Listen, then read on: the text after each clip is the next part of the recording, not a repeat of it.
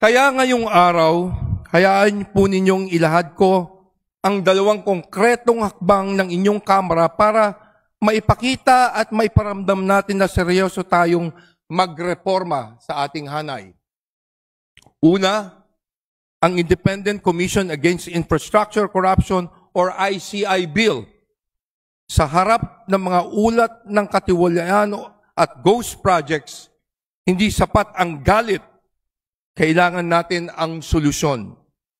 Ang ICI Bill ay makakatulong upang mapanagot ang mga individual na sangkot sa katiwalian sa flood control projects. Malinaw ang ating mensahe.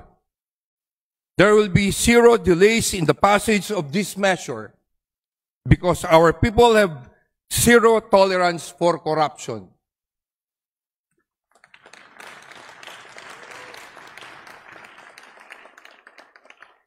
Kaya malinaw din po ang direktiba natin dito. We will pass this before we adjourn this December.